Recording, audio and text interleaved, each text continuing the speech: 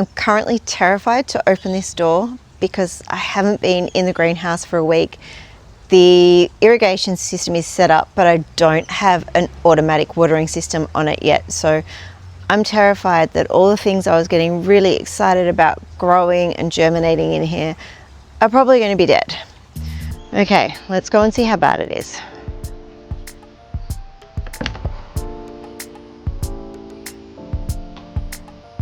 Oh my gosh, that is such a pleasant surprise.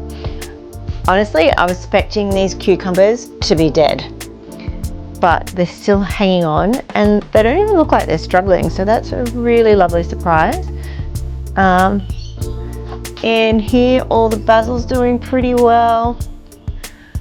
Potentially one daisy here, but that looks more like a basil, but you can see that this seed raising mix has dried out a bit, so that makes sense. Okay, so the purple carrots, again, this seed raising mix is quite dry, but we've had pretty good germination. And you can see that these are some sort of peas growing up here. What do we have? Well, it says it's lettuce and eggplant, but that definitely looks like a type of pea. Silver beet is going strong. No surprises that the Diggers Heirloom Silver Beet seedlings I picked are going even stronger. Also, no surprises here that we've got no germination in the mini muncher cucumber because the soil is dry. But look at this for a surprise. I finally have red tomatoes. This is the first time at this house I have had red tomatoes.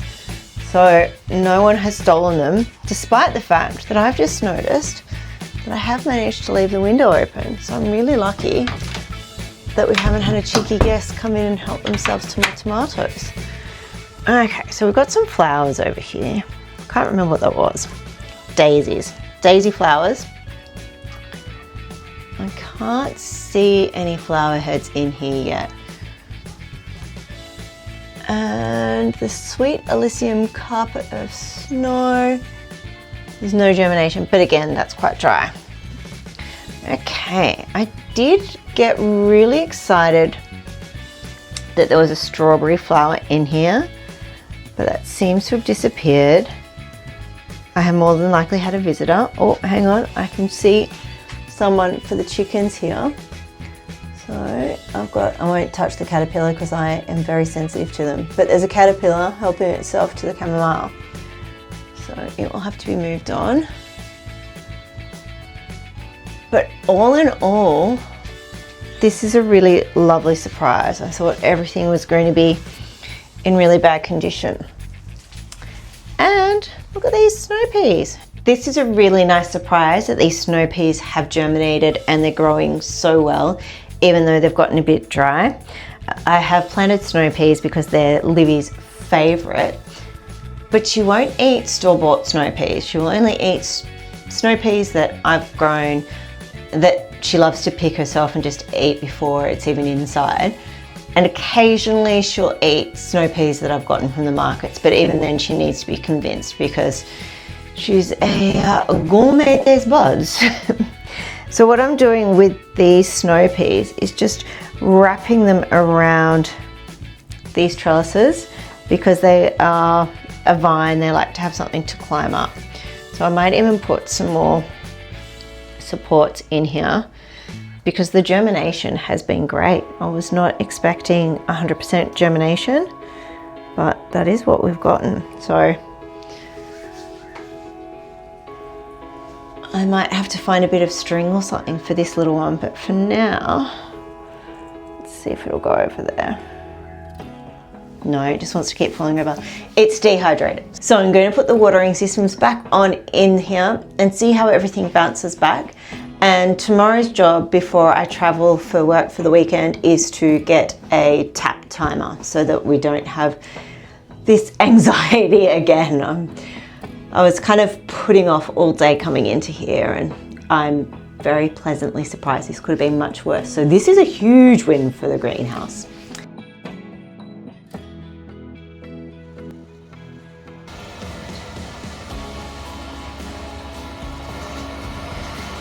Now you'll see that at the moment, the sprayers for the seeds that I'm trying to start here are off because they go too crazy and flood everything. I need to change those to misters, but these all-rounders are doing quite well for these pot situations where there's more water flow. Also, what has happened, and I've just figured this out from watching what's going on, it's an experiment, is once these pots get enough water, the water then drips down onto the next pots underneath, which is great for these lower growing things, but when I've got my peas and tomatoes on trellises, it's not great. And if your spatial awareness is similar to mine, you'd probably be wondering why I don't have these pots with the trellises up on the bench. It's because these trellises are too high for the ceiling. So I am going to eventually put some shorter trellises on. So I'm going to need to get some smaller trellises, and I might get some sticks and just trim them down to size and make do with what I can gather out the front, or I might go to the garden center and see if I can get something more appropriate. But again, time is of the essence at the moment. I'm really juggling a lot of balls, so I'm very, very grateful that this greenhouse is making it easy for me to enjoy my gardening all the time, not just in the middle of the day. So I'm safe from mosquitoes right now, and it's starting to get dark outside.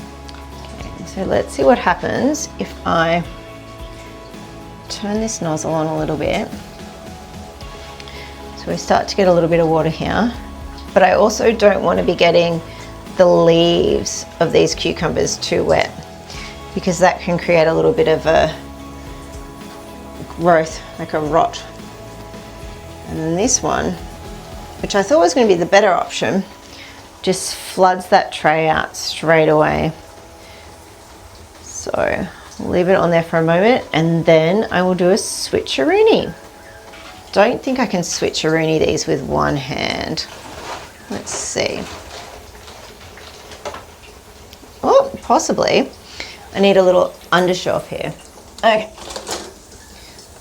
Doing the good old switcheroony. Try not to chop that on. Okay, and pop these carrots up here. And I really need to move those on quickly because carrots do not like to be transplanted.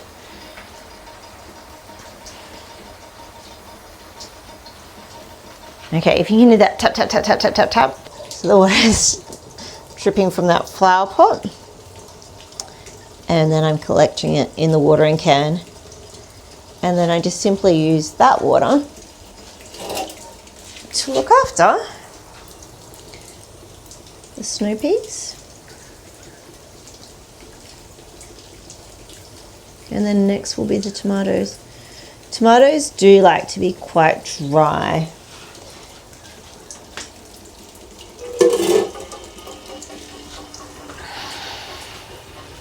So if we take a close-up of this soil, like this tomato soil is really dry. And you can see there's like, what's this? Brown death on the plant.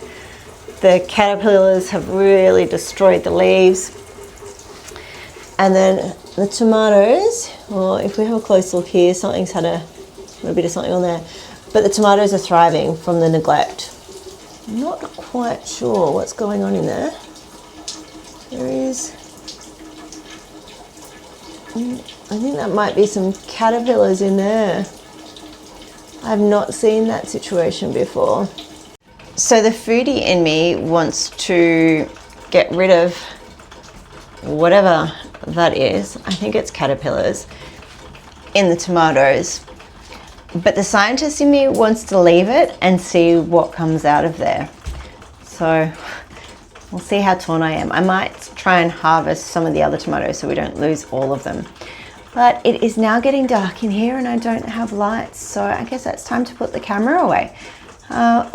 Come and join me next time to see what's happening in the greenhouse. Can you grab that one? Is it from homegrown? Homemade, homegrown. Yep, from the greenhouse. I haven't tasted one yet.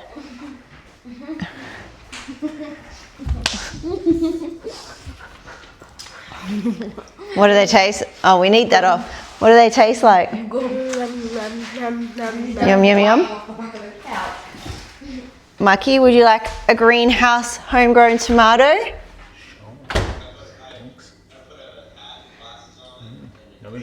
Good? I haven't tried one yet. Alrighty, the moment of truth. The big critics say they're good.